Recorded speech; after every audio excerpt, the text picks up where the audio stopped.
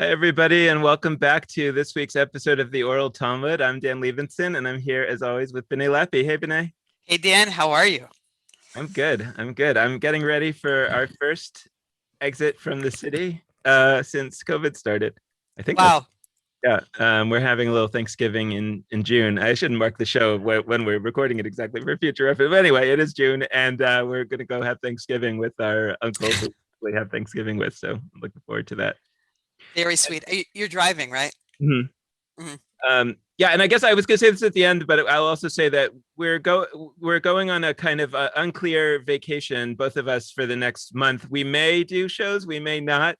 Sorry, we can't be more definitive than that. There will definitely be a show next week, but for the 3 weeks after that, the show next week is pre-recorded. There may or may not be a show for 3 weeks, and then we'll be back. But you should, if you're a live watcher, you should just like imagine that there's not going to be a live show, and if it turns out that there was, you can watch it on the recording, which for all to know, it's oraltalmud.com. But if but and if you're not a live watcher, then you should just check when you usually do to see if there's a live show on the site, or a recorded show on the site, because there might be. So sorry, we can't be more definitive than that, but I hopefully people appreciate that it's good to be a little bit loose and free during this period. Yeah, and to take a vacation. Well, vacation is always good. Yeah. Okay, so and I'll note for people who if you watch every single show of the Oral Talmud, then please write us an email, because we would love to know you. But if you haven't, and I'm assuming most people haven't, this would also be an opportunity, instead of watching the live show, just to go back and watch one of the shows that you haven't seen before. So again, oraltalmud.com. All right, so B'nai, this is the third of three conversations that we're doing on this text, which is from the tractate of Brachot, page 19b.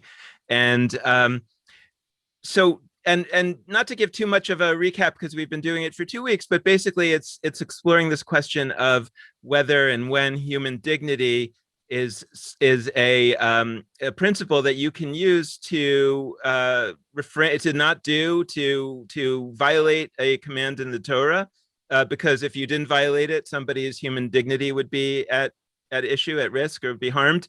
And there is a definitive principle in a early rabbinic source called the Breita that says that you should, that any command in the Torah, it's actually more definitive, more broad than the you should break most Torah commandments to save a life. Because, right, and that's, you should break most Torah commandments to save a life, except for worshiping idols, killing somebody, murdering somebody, and certain forbidden sexual relations. Here, there's no exceptions. You should break any rule in the Torah in order to preserve human dignity.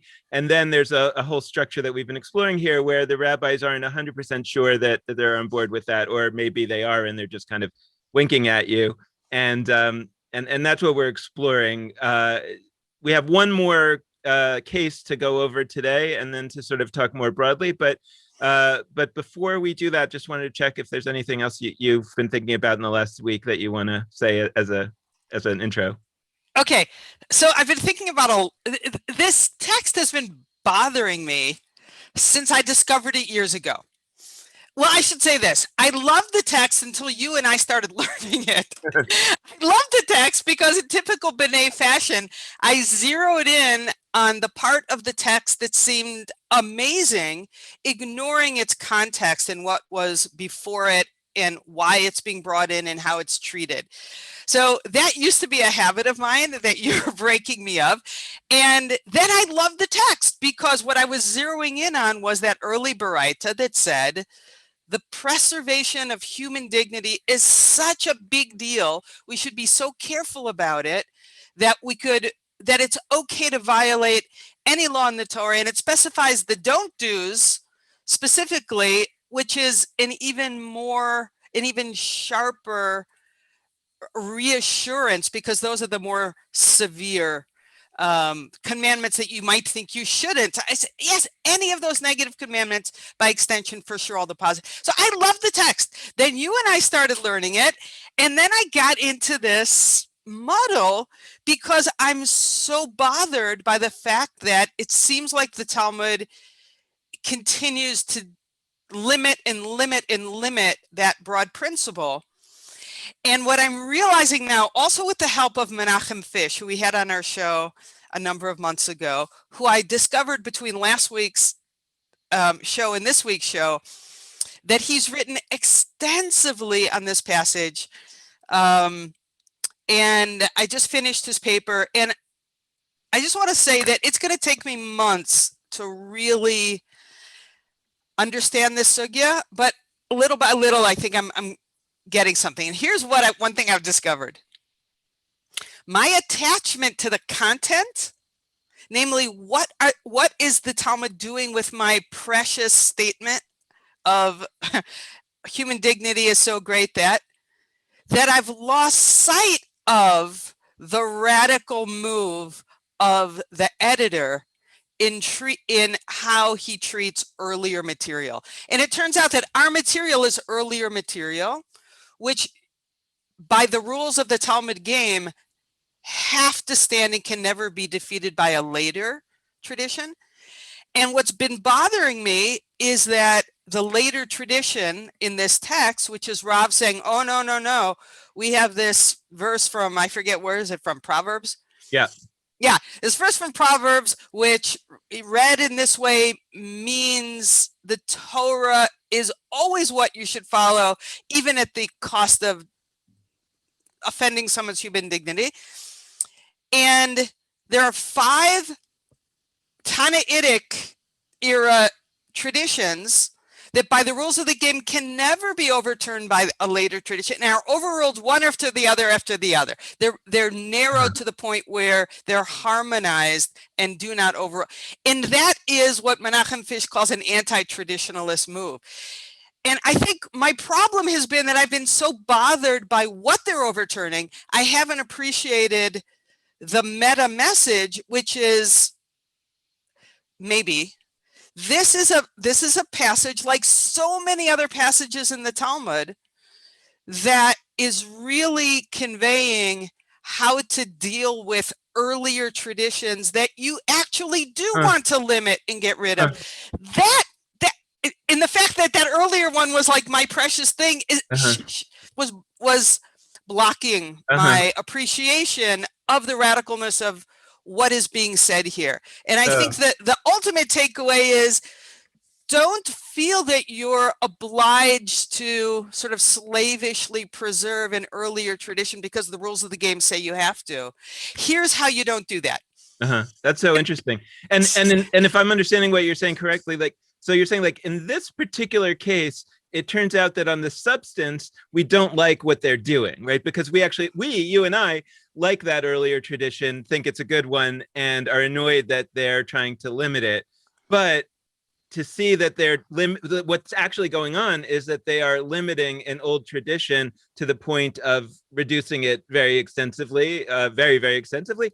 And you could easily use the same technique on a old tradition that we don't like, that you and I don't like, right? Like, whatever it might be. And we could use the same technique. So if we understand this as teaching us a technique, then it's actually a very powerful technique that could lead to like progressive results, even though in this particular case, it led to a conservative result. Exactly. And all the other places in the Talmud where this meta process, that meta message because of this process is conveyed, like Hachovel, like the passage which I think I referenced, I said there's something that smells familiar here. All these other examples are where I was so happy, and the Talmud is, I was happy as a reader to have the Talmud reduce the earlier tradition, especially when it's the Torah. Like, oh, eye for an eye, reduce that, make it something else. But here I was missing the big picture because I was trying to hold on to the earlier tradition. Now, having said all that, I still think that, and I think Menachem Fish is saying this as well, it's only the most naive reader who is supposed to come away with the idea that we are really actually limiting kavod habriot, the concern over the dignity of people, because only the more sophisticated reader will see the forced, contrived way that the stama reduces the power of that statement. And this idea, this baraita, this very bold statement, appears 5 times elsewhere in the Talmud, narrowed. Mm-hmm. So, and like you said, in the Palestinian Talmud, the Jerusalem Talmud, it ends up unnarrowed. absolutely. The I think this also raises that question that we've discussed before, which is basically what genre of literature is the Talmud? Mm-hmm. And a lot of people have been taught, painting with a broad brush, people that we would call Orthodox have been taught that the Talmud is a law book, and that these codes that come later, the Shulchan Aruch, various other kind of codes, Maimonides, that what they're doing is they're kind of pulling the law out of the Talmud so that you don't have to get all lost and confused in these discussions, so that you could just know what the law is. And they might come to, and I don't know whether they specifically come to at a place like this, that they say, we're pulling a very narrow principle out of this, that human dignity allows you to only violate rabbinic prohibitions and only certain ones, et cetera, et cetera. But if the genre, and a lot of non-Orthodox people have picked up and been taught that same principle, that the genre of literature that the Talmud is a law book, a law code that's just kind of confusing, as opposed to a law code that's more organized, right? And that they might not believe in those laws, but that's what the genre of literature is, right? As opposed to what you've really talked about in the past is that the Talmud, think of it more as the genre of literature as a casebook in a law school, that its purpose is to teach you how to think like a lawyer, or in this case, think like a Jewish lawyer, and not the specifics of whatever law it happens to be. So and by the way, that is how, I was a law professor for 5 years, that this is how a legal casebook works. It's not necessarily the case that all the cases in your contracts casebook are operative in every state, or exactly the way it is in every state, or the federal, they're using certain cases that have a certain analysis, which is probably broadly how it works, but not necessarily, and not for always, for sure. And it's not like this can never be overturned. It's like at the point where the textbook was written, this was a case that was seen as kind of important in that it helped you understand the topic, or helped you understand how people think about the topic. And it teaches you various principles, but the more important thing that it's teaching you is how to think about, you thought that when you read this in the Constitution or in the law, in the specific law, you thought that it was so definitive, but actually that's not how we've been practicing law in America for the last 100 years. And the reason why is because the judge in this case went through this particular analysis where he did a little jujitsu on it, and he, found that it actually was the opposite of what you might have thought. And so on the one hand, you could say, so now I know that, the topic of consideration in contracts isn't as simple as I thought it was. But the more important thing that you're supposed to learn from that in the first year contracts class is, I can now take this way of analyzing a law to any other law in the entire corpus. And now I've learned a skill that I can use, that lawyers use, that judges use. And if I don't know that skill, then I'm going to get hammered when I bring it to court, because I'm going to think that you just read things really like simply. And the other lawyer's going to know that you can do these kind of maneuverings. And the judge is going to be like, that was a smarter idea that guy said, so we're going to go with him. Right. So, so what's going on here, if we understand the genre of this particular sugya as a few pages out of a legal casebook, then, like you say, it may be that the rabbis at that particular time that the Talmud was put together were trying to limit this principle of, which we talked about last week. It's a little bit of a scary principle, that anything that could overturn any law, that's a pretty scary principle. So the idea that somebody would come along and want to limit it is reasonable. And also, but more importantly, this is here to show you a particular manner of dealing with an old, seemingly powerful, ancient law text, right? Whatever, that you don't like for whatever reason. And like you're saying, you can use that in both directions. Right. I love it. Yeah.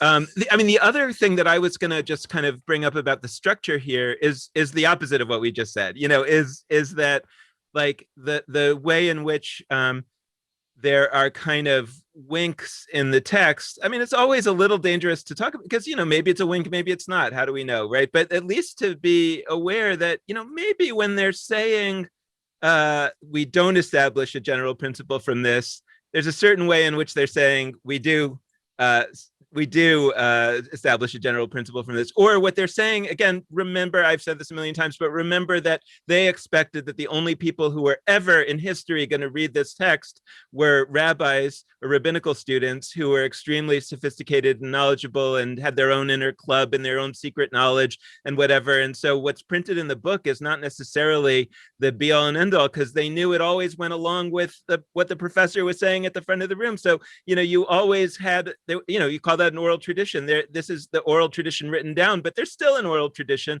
of the way that this is being taught. And so it very well might be that what they're saying here is like, look, if you need, for public consumption, if you need to tell the people why this isn't the law, then here's a way that you can tell them. But, it also kind of is, if you decide that there's a reason why you want human dignity to be something that you're telling one of your constituents, they don't have to observe this law because of human dignity, that material is also here for you. And you're empowered to go off to your rabbinic duties in a faraway land where I'll never see you again. You're never going to see your teacher again, right? And I've given you this toolbox and use it. You can use it in both directions. That's why both are here. Yeah. And Menachem Fish uses the language of traditionalist versus anti-traditionalist voices. And his claim, and I agree, and I think David Kramer, my teacher, would agree as well, is that the ultimate agenda of the document is to be anti-traditionalist.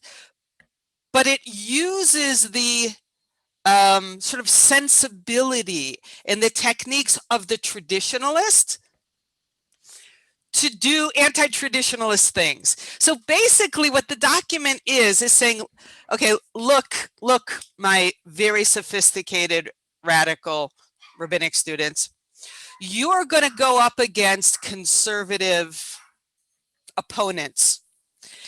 This is how you play their game to get what you want. In other words, this is how you get progressive agendas by the folks who will say, but wait a minute, show me where in the Torah it's written.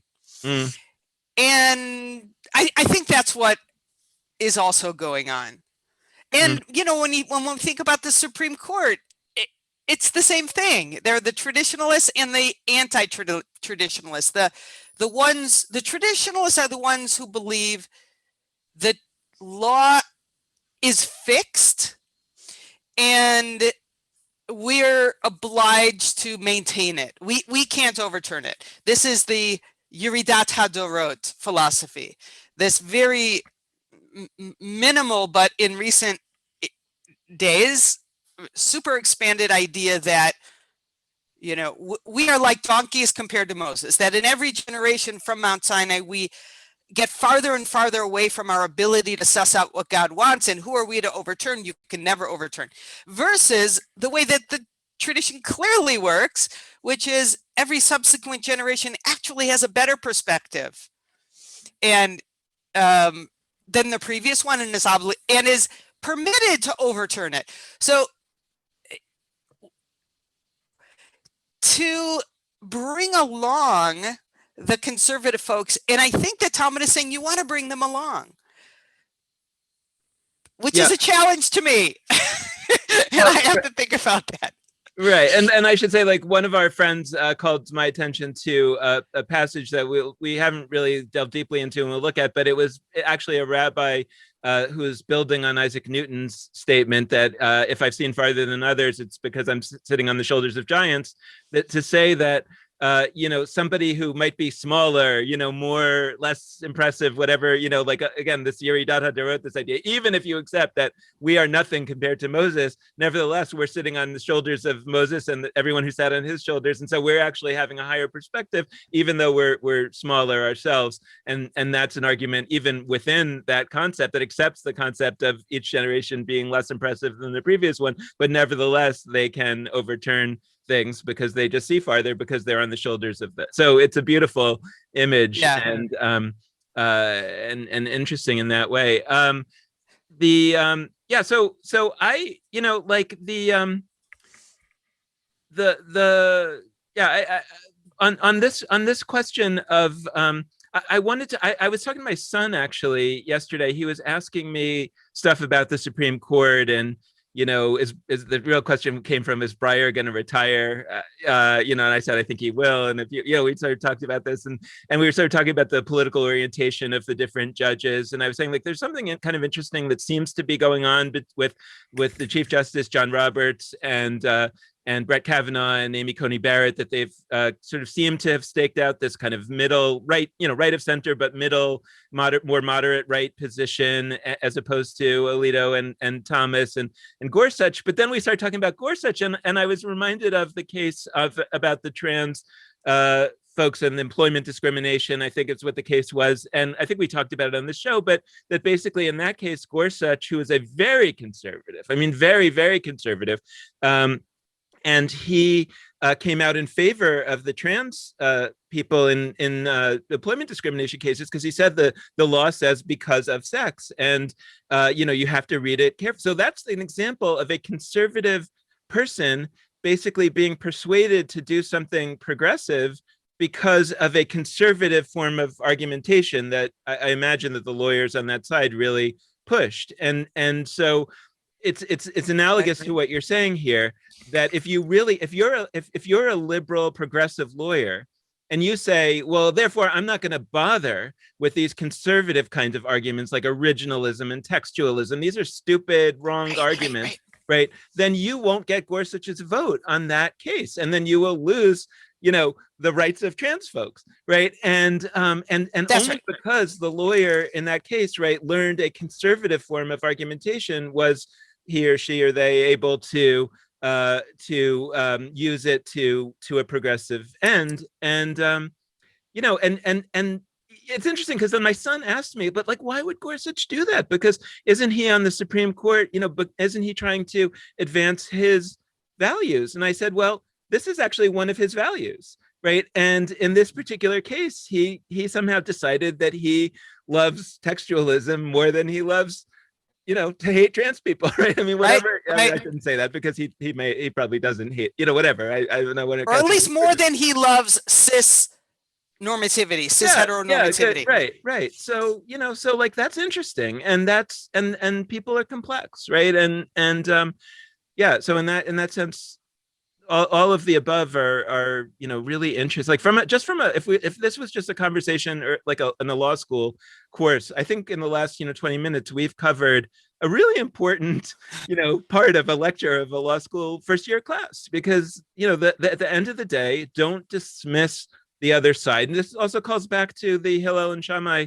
text that we did a long time, that why is the law always according to Hillel, because Hillel would study the positions of the other side and articulate them before they would articulate their own, right? And this is a case of that, where it says, like, I need to learn how the other side thinks, because there will come times when I can use that way of thinking to the advantage of the substantive position that I'm trying to advance. Exactly. I love that. Basically, the Talmud is how to convince Gorsuch. All right. Well, that's important. So if that's what it is, then we should get a lot more people tuning in. Okay. So let's look at the last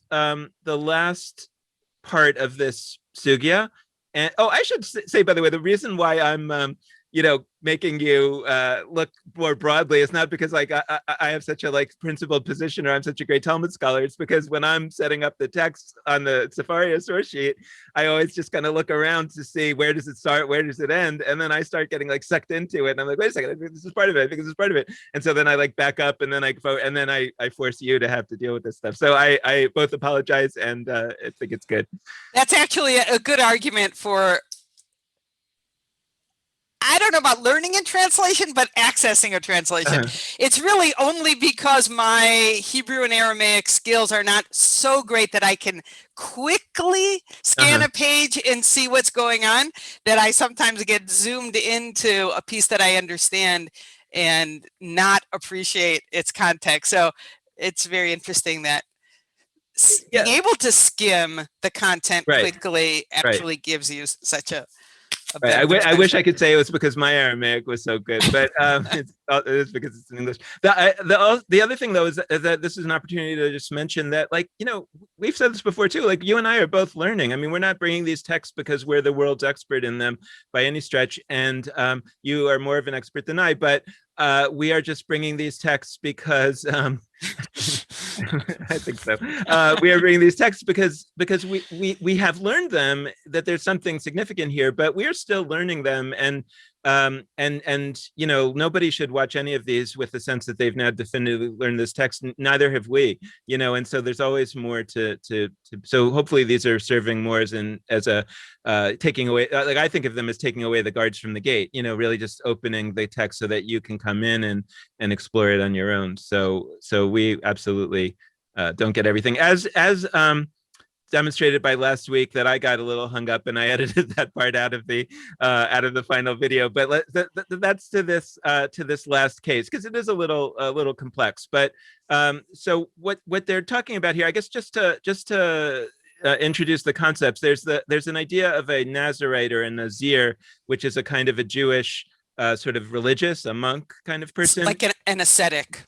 Yeah, somebody who's like taken upon themselves. It's like a regular person, not a priest or anyone, a regular person who's like taken upon themselves some higher level of sort of religious behavior, piety than they need to, which includes all kinds of things like not cutting your hair and not drinking wine.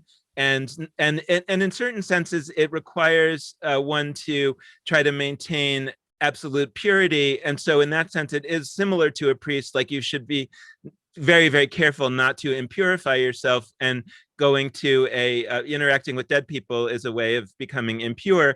And so the idea is that a Nazarite, shouldn't even be going to funerals of close relatives, because they would become impure, and that would be a breach of their vow of Nazaritehood. And that's actually, I think, even worse than a priest becoming impure, because it's actually the breach of a vow rather than just something bad that happened to you. So anyway, there's that whole story, and then there's another category that comes up here, which is the met mitzvah, which means the dead, of a commandment or a mitzvah, the dead where there's a mitzvah involved. What does that mean? It means a person who has died and doesn't have anyone to care for them or to bury them. They don't have any family, and so there is a very important mitzvah, a very important commandment or practice that it's a huge, wonderful thing to do, to care for the death of a person who has died without anybody to care for them. And so the question and to bury them traditionally, yeah. and so the question here really is, like, basically what happens when there's a clash between those two things, when the only person around to somebody has died who has no one to bury them, and the only person around to deal with it apparently is this Nazir, who's not supposed to be involved with death at all. Okay, and just to get my own head and maybe our listeners' heads back into the big picture, tell me if you understand this way as well. The sugya is basically taking a later statement of Rav, which is basically, you should prioritize not violating the Torah when someone's dignity is at risk. Rather, you should violate their dignity than violate the Torah. That's the more recent teaching. And the sugya, the stama, the anonymous edit, did you want to say something there? Only that I think that is, for the purposes of this conversation, that is the teaching. But I think Rav is actually saying something even broader, which is basically, don't let your measly human thoughts, you think somehow you figured out that something's more important than the Torah. Don't allow yourself to have nothing is more important than God's word, like that. So it's not just about dignity. It's actually a broader idea. Sort of an anti-svara message. Yes. Which, maybe we should look at that about Rav and svara in the future. Yeah. Okay. So, and the Stama brings in 5 Tanaitic teachings, earlier teachings, which contradict Rav, which are cases which actually clearly seem to demonstrate someone violating the Torah in order to preserve someone else's dignity, and those seem to be good things to have been done. Mm-hmm. And the fact that they're all Tanaitic sources, one being the Mishnah itself, suggests strongly that those are the positions that should be followed. That is the position that should be followed. You should rather violate the Torah than violate someone's dignity. But one after the other. By the way, like, plus there's an actual statement that says that. You know, exactly. It's not a case. It's just one of those statement. Right. One of those 5 is precisely the rule itself, not a case from which we can deduce the rule. And one after the other, the Stama is showing how that earlier very clear case or statement is narrowed in a very obviously ridiculous, forced way to not be contradicting Rav, actually to be such a specific case that it doesn't assert the notion of prioritized dignity over the Torah. Well, yeah, this is the 5th of the 5 cases. Yeah, and I think in the first 2 cases, the way that they're narrowing it is saying, oh, no, that law that's overcoming, it's not actually from the Torah, it's a rabbinic law. Right. And then the later 2 cases, they're saying, yeah, it is in the Torah, but like there's some reason to understand that in the earlier case that the Torah itself says that you should violate. So if the Torah itself says that you should violate a Torah law for this other reason, then that's a very limited case. That's because it's in the Torah. So you're not overturning the Torah. You're following the Torah by doing that. And this case is kind of a similar, or limiting it like this. No, but that's the Torah says it, and it only says it about monetary policies, monetary rules, right? And this one, it's a similar structure, saying there's something, but it's actually in the Torah itself, and it's a very limited case. You can't abstract the general principle from this. And right. Yeah, and I think it's pretty clear that in that earlier era they were extracting that general principle because they said so. because the middle, the hinge case, right, is that it actually just straight up says it, right? And exactly. And that to me is like where there's a little bit of a joke going on here. Like I don't quite I'm not quite, but like I think that there's like a wink, because like even the structure, like why didn't they put the Tanaitic statement, why didn't they either put that first or last? Why is it in the middle? Yeah, kind of feels like something weird is, but then there's, and so the one, again, just the one possibility is it's kind of a wink, or it's meant to make you laugh, and the other possibility is like Fish is saying, it's giving you a tool in your toolbox that in this case goes the wrong way, but in another case, and all the other cases might go the right way. Right. Okay, I had another thought, and I'm not sure how this fits in. I'm really still in the middle of figuring this out. But as I was going back over this sugya last night, I was noticing a phrase that appears over and over and over as it introduces each of these 5 earlier, very clear cases or statements. And the phrase is, V'ligmar mina. Let's learn it from here. Okay, let's learn it from here. Let's learn it from here, right? And like there's an exclamation part after it. V'ligmar mina means, okay, let's learn the principle that we're trying to learn from here.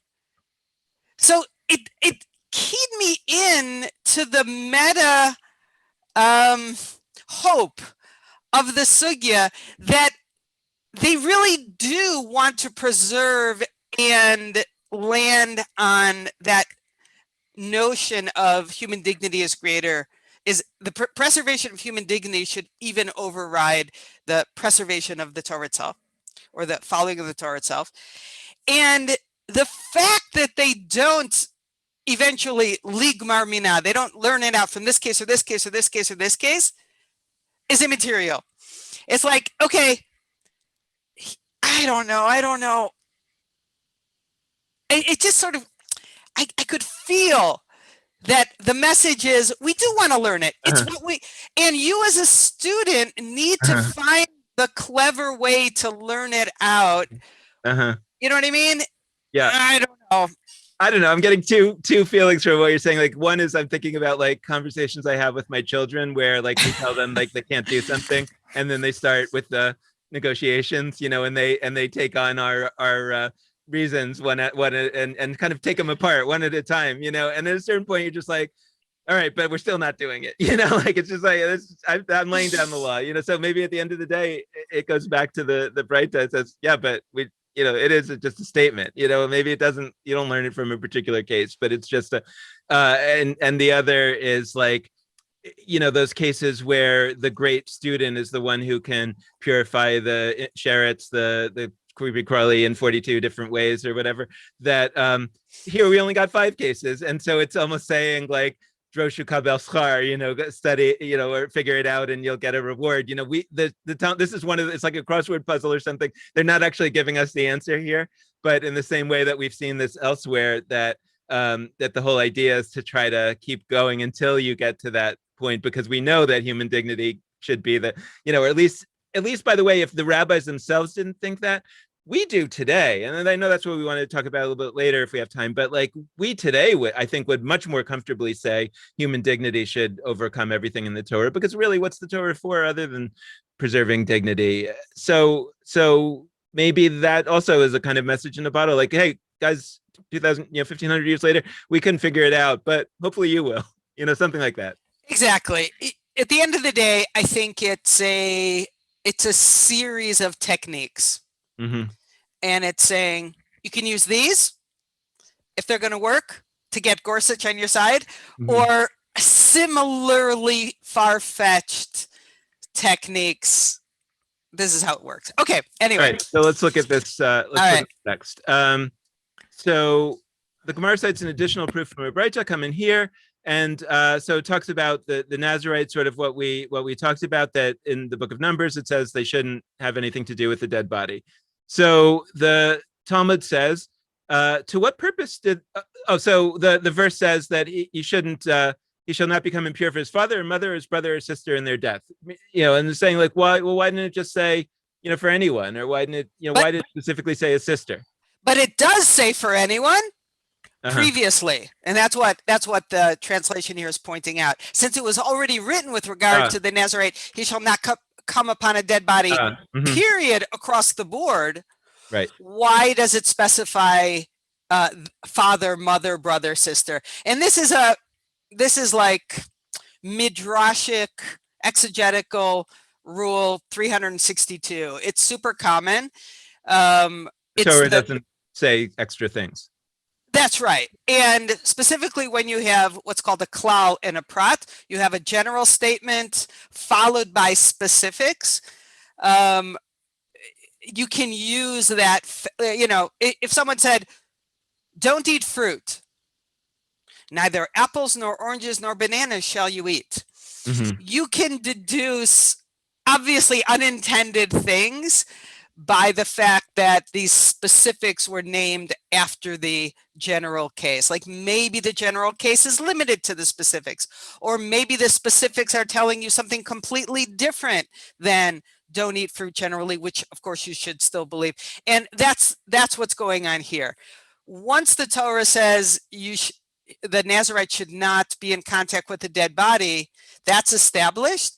And the rabbis are finding, like you said, new and unique teachings out of the specifics of father, mother, brother, sister. Mm-hmm. And just like you said, that is my late teacher, Eliezer Shlomovic, Alav HaShalom, used to say, God is not a blabbermouth. Mm-hmm. And when there are seemingly superfluous words or phrases in the Torah, those are there to teach special things. And that's what they're going to do now. They're going to find special learnings from these specifics. Yeah, unless anyone think that that's just like some crazy, super gaudy religious thing. Like that's true in American law as well. Not maybe in the same way. It's like the Talmud takes it farther and learns all kinds of irrelevant things more commonly from it. But in a law, if there's a general principle and then followed by a series of examples, the courts can take that as a way to limit the application of that general principle and say, well, it looks like it's saying a general principle, but it's actually not a general principle. It's actually meant to be for the category that those examples define or something. So there's all kinds of things that you could do of an analogous nature. Oh, I'm happy to know that. I didn't know that. And I'm always happy to know when these exegetical principles are not wild, outrageous things, but things that law generally uses. That helps me trust them even more. Okay. Yeah, although I think what they're about to do with it is more than any Anglo-American court would do. But yeah, so number 6.6, it says the Nazarite shall not come upon a dead body, and then number 6.7, the next verse says he shall not become impure, meaning from the dead body of his father, mother, brother, or sister in their death. So why did it have to say those examples? He just said it should not come upon any dead body. So they say, right, so there's a question. To what purpose did this verse state and his sister? To teach that one who was going to slaughter his paschal lamb and circumcise his son, those are, meaning you're on your way to another mitzvah, and you heard that your relative died, you might have thought that burying your relative is a more important mitzvah than slaughtering your paschal lamb or circumcising your son, because I don't know exactly what the logic is. The paschal lamb you can always circumcise in the second Passover a month later. Circumcise your son, you're supposed to do it on the 8th day, but you can do it on another day if you didn't do it on the 8th day. So whereas you have to bury somebody immediately, that's the law. So I don't know. That's at least my thinking here. That why does one trump the other? You know, there are various possible reasons, but the bottom line is that there's an expectation here that if you were on your way to one of these other mitzvot and you heard that your primary relative died, you would drop everything and run to bury them. And go ahead. Yeah, especially since the general statement is bury them. Okay. Right. But in the case of a Nazarite, yeah, they're saying it would not be the natural course of things. You said he shall not be impure. So just as he does not be so the point is that if I'm understanding this correctly, right, like a Nazarite, it would not be the case for a Nazarite. A Nazarite's not supposed to go to the funeral of his primary relative. So if a Nazarite was on his way to the Paschal Lamb or the circumcising of the son, he should go there anyway. That's the case of the Nazarite, right? Okay. We back it up a little bit. Okay. Let me see what does verse 6.6 say again? That you should not come upon a dead body. Period. Okay. All right. Let me think this out. So the Nazarite shouldn't bury anyone in his family. Next verse, he shouldn't come upon a dead body. Period. Back it up again a little bit. Great. He should not come into contact with the dead body, even to bury it, of his father, mother, brother, or sister. He shouldn't do that. Okay. Right. Now we have a conflict.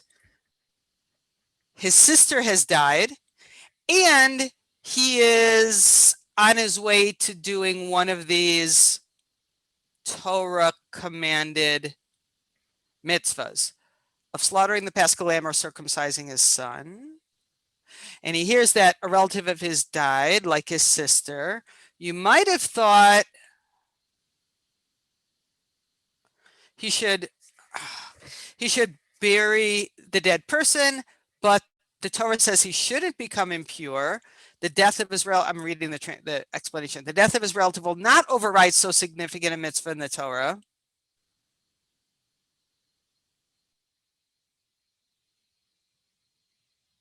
Yeah, and he should go and do the mitzvah.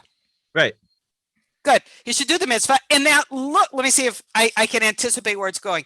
That looks like a case from which we can deduce that it's better to. No, I think we're not there yet. I think okay. I think what they're saying here is like, it's clear it's clear that he should not drop everything to go and bury his sister, or any relative. It says it explicitly in the text. Okay, I'm good with you there so far. But why did it have to say his sister? We already knew that he didn't have to, that he shouldn't come into contact with any dead bodies. Great. So now they're saying, since we know that he shouldn't go and bury his sister if he's on his way to one of these mitzvot. So now the next thing, just as he does not become impure for his relatives or for his sister, so he should not become impure for anybody, including a mate mitzvah, right? Because it also says that you shouldn't come into contact with any dead body. So what that means is clearly, yeah, he doesn't come into contact with his father, mother, brother, sister. Also, anybody else, of course not, because they're less important to him than a father, mother, brother, sister. But what about a mate mitzvah? Of course, well, him too. I'm also a mate mitzvah. Like he shouldn't. It says anyone, and then they're saying, oh no, the reason why it says his sister is to specifically say like he shouldn't become impure for his sister, but for a mate mitzvah he should become impure. Okay, great. So that's a very far-fetched, but regardless, very common way to deduce something that is not apparent from a seemingly extraneous word in the Torah, in this case, sister. Okay, so where are we now? We've learned out that We've learned out that for the dignity of the dead person, he should violate his Nazirite vows, which are from the Torah. Great. Okay, so now we have a case that seems to violate Rav's idea that no, you should violate someone's dignity rather than violate the Torah. Right. So I'll just read it. Just as he does not become impure for his relatives, so he does not become impure for a mate mitzvah, a corpse with no one to bury it. The verse states, and his sister. So then the answer is the verse states, and his sister. He may not become impure for his sister, but he does become impure for the mate mitzvah. Because someone else can bury her. Right. But a mate mitzvah. Okay, got it. The sister is. Let me see if I have this. The sister's dignity is preserved because somebody else can bury her. Right, but a mate mitzvah is not sort of covered under the case of sister. Therefore, he's not excluded from attending to the burial of a mate mitzvah because no one else can do it. Do I have that right? Well, that's the question. I mean, like, I think that the way that I read this, we have a definitive statement: the Nazirite should not become impure for any dead body. Period. Right. Then we have a next sentence: he shall not become impure for his father, mother, brother, sister. Now, I think that the implication from that is the father, mother, brother, sister, those are your primary first degree relatives. If you shouldn't become impure for them, you shouldn't become impure for anyone. So the natural reading is that this is a reinforcement of the earlier command, which is that bottom line, a Nazirite should not become impure for any dead person, period, end of story, not even his father, mother, brother, sister. Right. But however, there's a tradition, there's a Tannaitic early rabbinic understanding that no, but there is an exception, the mate mitzvah, the person who has no one else to bury him. Now, it doesn't say that in the Torah. It doesn't even imply it in the Torah. But they're reading out of the idea that it says his sister, that the implication is that why does it say his sister? It's to kind of indicate that those are mitzvahs. Like, those are all mitzvahs too, to bury your first degree relatives. But we're specifying that for those mitzvahs, you don't do it. But it didn't say anything about a mate mitzvah, a person who has no one to bury him. And because human dignity is at issue here, that if nobody buries the mate mitzvah, he'll, be eaten by carrion, whatever. It's a terrible affront to his dignity. Because he'll decompose on the surface of their. Right. Yeah. Right. Even the Nazir should violate his vows of Nazirite vows and become impure to bury a mate mitzvah. That is an extremely strange reading of the Torah, to the point of, really. That extremely right. I mean, it's a very, there is no normal reading that arrives there, but that's where they're getting. That's the bottom line. And I think the implication here is that the Tanaim, the early rabbis, deduced from the principle that human dignity overcomes any commandment in the Torah, that a mate mitzvah, who is somebody whose dignity would be harmed by not being buried, even the Nazirite vows should be broken in order to violate that. And then the response in the next paragraph is, but wait a second, back to that line from Proverbs, no, or in other words, they're saying, but why should that be the law? You got there by like figuring it out, right? By logic, by human reasoning. And we have this thing from Proverbs: there's neither wisdom nor understanding nor counsel against the Lord. So it shouldn't, that logic shouldn't actually hold. But we know we have this case where it does. So it's the same, back to the same thing. How do we, so we're going to have to limit that case in order, because otherwise we're going to be able to abstract this principle out of it, which they don't want to do. Right. So the Gemara answers, there it is different as it is explicitly written, and his sister, from which we derive that although he may not become ritually impure to bury his sister, he must do so for mate mitzvah. So what the response is here is that case where I was saying, like in the first two cases, the response is no, that's not a Torah law, it's a rabbinic law, and human dignity can trump a rabbinic law. And in the latter two cases, it's saying, yeah, it's a Torah law, but the Torah itself says that you should break it for human dignity in these particular narrow cases. The language of the, so you're not breaking a Torah law, you're doing what the Torah says, because the Torah says that you should bury a mate mitzvah even if you're a Nazarite. But the Torah only says that if you read this extremely strained reading of, that's why it said sister. But that's the answer here. That's what they're doing. I'm hanging on by my fingers. So at this moment where we are in the text right now, is this last case reconciled with Rav? Or is it seemingly in contradiction to Rav?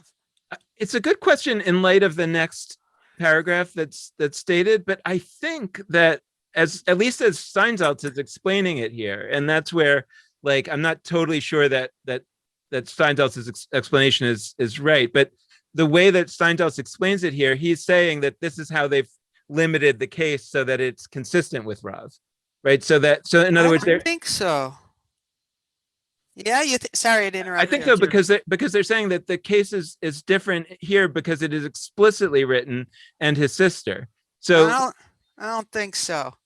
Look at the next line. The Gemara suggests, let us. No, that's what I'm saying. But I'm saying that I get it. The next line is suggesting that it's inconsistent with Rav, but that's where Steinsaltz's explanation here is questionable. But I think according to Steinsaltz, he thinks that it's consistent with Rav. But should we go on and try to puzzle it out? Yeah. Okay. Yeah. So it goes on to say the Gemara suggests, let us derive a general principle that human dignity takes precedence over all the mitzvot in the Torah. From this case, that possibility is rejected because this is a special case of sit and refrain from action. Shev al taseh. So the issue here is that that the mitzvah, in other words, that what he's going to end up doing is not bringing the Paschal lamb, or not circumcising his son, right? So he's not actually going to be violating another commandment in order to accomplish this commandment. He's just going to fail to do a commandment. So that's it. So we can't say that you should violate a mitzvah in the Torah for the dignity of a mate mitzvah. We can only say this more limited thing, that you can put off a mitzvah in order to do that. I'm not. The question. Go ahead. The reason I think that we don't knock down the apparent contradiction to Rav until this point is that it's not knocked down until this point. In other words, the only reason, yeah. I agree. So it's confusing because the bottom line of what they're saying, and we only have like 5 minutes, so we should just I think that the bottom line of what they're saying is that the way we're going to limit this in the end is by limiting the case to only situations of shev ve'al taseh. In other words, that they're going to limit. We're not going to say you can violate the don't do's, like Rashi said. You can't violate the thou shalt nots in order to bury a mate mitzvah, but you can fail to do mitzvahs, right? Or you can put off mitzvahs in order to do this more important mitzvah, which is actually not such a big important principle. Like that, we do that all the time. Like I want to give charity today. That's a mitzvah, but I have to go to a funeral. I'll give charity tomorrow. I haven't done anything wrong. I've just put it off. Now these cases are a little bit different because they're a little bit more significant, like the Paschal Lamb. But you can bring the Paschal Lamb a month later if you're impure, and circumcise your son. You should do it. But if for some reason something got in your way and you have to do it the next day, you can do that. Right. What I'm confused about, though, is the Nazarite dimension here. Is that for the Nazarite to bury the Meit Mitzvah is a violation of the Nazarite vows. That's what go back to the translation. That's what was being explained right after the Shev Al Taseh part. Let's see. Engaging in the burial of a Meit Mitzvah is not actually in contravention of a mitzvah. I think it doesn't actually say in the, is that what it's saying? Doesn't actually say in the Torah that you have to bury a Meit Mitzvah? Let's see. It doesn't say that. That's okay. What they got there from the sister. Right. Good. Okay. Rather, by doing so, by a Nazir bearing a Meit Mitzvah, he becomes ritually impure and is then rendered incapable of fulfilling that mitzvah. What mitzvah? I think they mean the Paschal Lamb or circumcising the son, but that's not only true of a Nazarite. That would be true of any person who becomes impure from a corpse and then can't sacrifice the Paschal Lamb. Or is it he becomes incapable of fulfilling the mitzvah of being a Nazir? No? Oh, maybe. We cannot derive a general principle from here that human dignity would also override a Torah prohibition in a case where that prohibition is directly contravened. So maybe I'm misunderstanding the extent of the Nazarite vows, and maybe it's not quite as bad as I was portraying it. That if you're a Nazarite and you become impure, okay, well you're not really a Nazarite anymore. But you haven't done anything like horrible. Like you've just kind of you can't continue to do the mitzvahs of being a Nazarite. I think that might be it. I think that might be it. So in that case. Okay, so if it's that, then at the end of the day, what they're saying is that the only thing that's happening because you buried the Meit Mitzvah is you're not able to do some mitzvah. You're not able to do positive commandments that you otherwise would have been able to do. That's not so terrible, right? But it's not saying that you can violate negative commandments, which is a much more severe thing. That's right. So at this point, what we're left with is the concept of prioritizing human dignity over the following of the Torah is what you should do only to the extent to which you are either violating only a rabbinic law or a positive Torah law, a law that you aren't doing that you should do. That's okay. But excluding the really more difficult case of actively violating something you shouldn't do. Which is not nothing. Right. So they've actually preserved like 3/4, right? Let's say half. Meaning like, because it's not the importance. Like they've got the really serious stuff they kind of swept away. But they're still saying it's something. Yeah. It's it's both unsatisfying and also not as unsatisfying as if they had just blown it up completely. Yeah, and now I have to learn more of the context than those 5 other cases where the Baraita do not greater is human dignity than any law in the Torah. But I'm thinking of one in particular that I know a little bit, which is, it's interesting. You can, before toilet paper, or in a pandemic, but there's no toilet.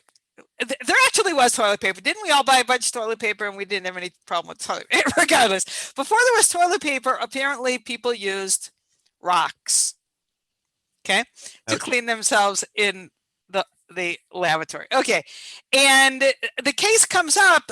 Can a person take a rock and carry it with them to the outdoor lavatory to clean themselves on Shabbat.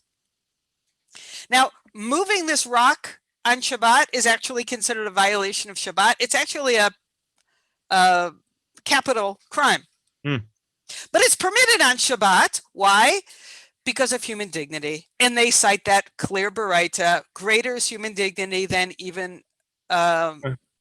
So maybe they take care of restoring the, yes, human dignity even should take precedence over violating a negative in the Torah on a case-by-case basis to reestablish it. Maybe that's what's going on. I'm not sure.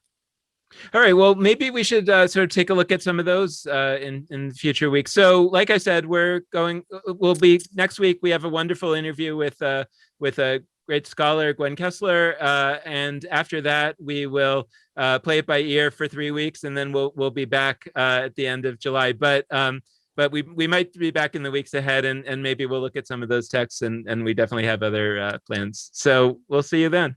Okay. All right. Thanks, Dan.